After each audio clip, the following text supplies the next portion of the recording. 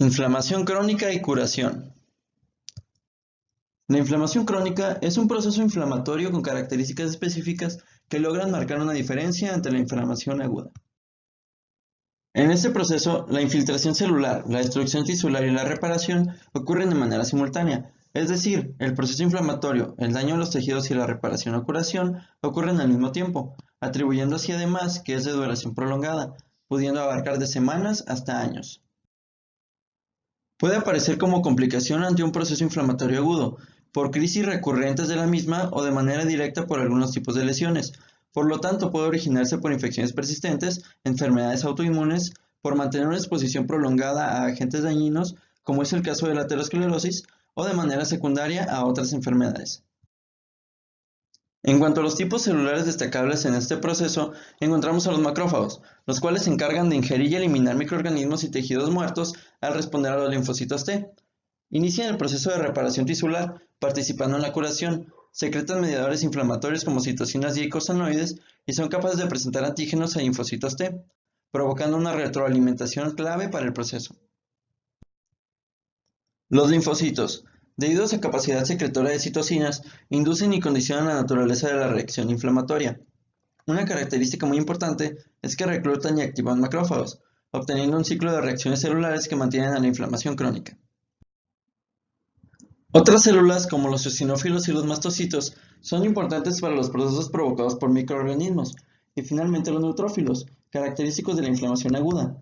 Estos pueden encontrarse de manera de infiltrado extenso, obteniendo lesiones comúnmente denominadas crónicas agudizadas.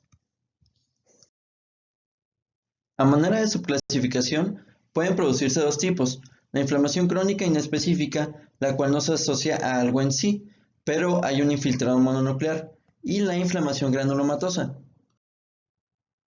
Esta se caracteriza por agregados de macrófagos activados o células epitelioides con la capacidad de fusionarse, formando células gigantes multinucleadas y linfocitos aislados, obteniendo así el granuloma, una lesión circunscrita de 1 milímetro de diámetro que se forma en primer lugar por la activación de macrófagos para comenzar el ciclo de retroalimentación previamente mencionado.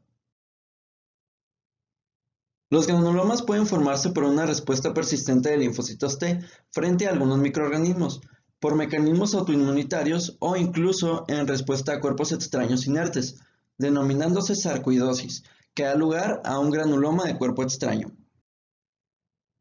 Puede haber dos tipos de granuloma, el tubérculo duro y el tubérculo blando, los cuales difieren en la presencia o no de necrosis en su interior, donde el blando es aquel que la presenta.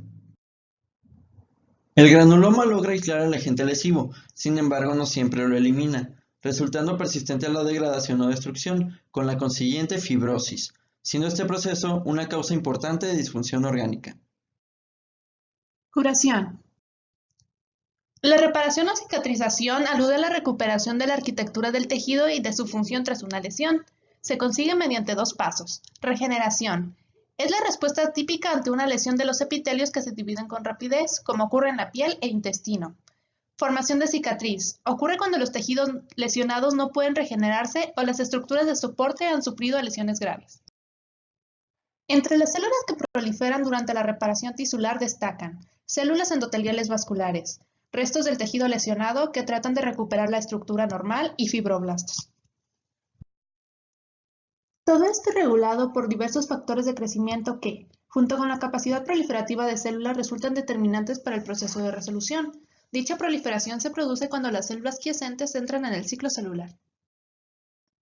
Los tejidos se dividen en lábiles, estables y permanentes, según la capacidad proliferativa de sus células. Los lábiles se dividen de forma continua, los estables en estado normal su estado de replicación es mínimo, y en los permanentes se produce una replicación y diferenciación limitada tras el nacimiento. La regeneración de estos tejidos depende de la proliferación de las células no dañadas y la sustitución a partir de las células madre. Formación de cicatriz. Los pasos son angiogenia, migración y proliferación de fibroblastos y depósito de tejido conjuntivo, que junto con los abundantes vasos y leucocitos entremezclados da un aspecto granular rosado. Es importante decir que factores como la infección o la diabetes tienen relevancia en este proceso. También el estado de nutrición, especialmente deficiencia de vitamina C y mala perfusión secundaria de diabetes y aterosclerosis, así como cuerpos extraños. Hay dos tipos principales de cicatrización. La primera es la curación por primera intención o curación primaria, donde una cicatriz de una herida quirúrgica limpia no infectada se aproxima bien mediante suturas quirúrgicas, formando una cicatriz pequeña. El espacio es ocupado en primer lugar por sangre con coágulos de fibrina, cubierto rápidamente después por tejido de granulación que se cubre con epitelio nuevo.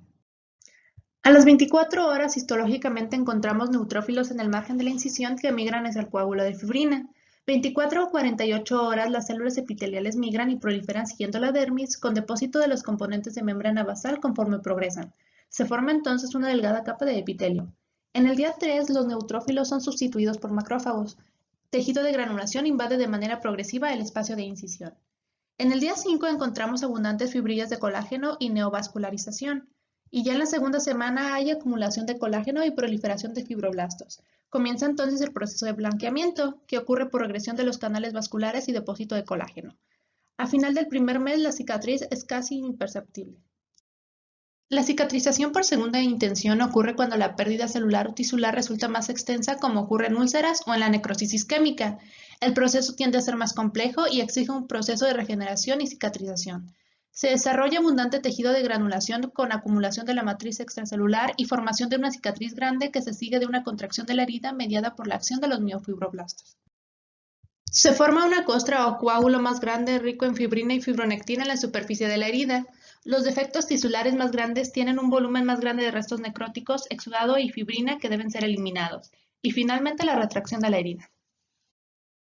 Las heridas bien suturadas recuperan aproximadamente el 70-80% de la resistencia normal a los 3 meses, 10% la primera semana.